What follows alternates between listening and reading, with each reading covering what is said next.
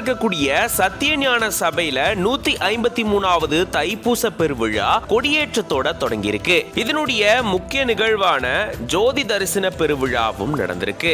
7 திரைகளை விளக்கி காலஜோதி தரிசனம் 6 முறை காண்பிக்கப்பட்டிருக்கு. வாங்க இதை பத்தி விரிவா இந்த வீடியோல பார்க்கலாம்.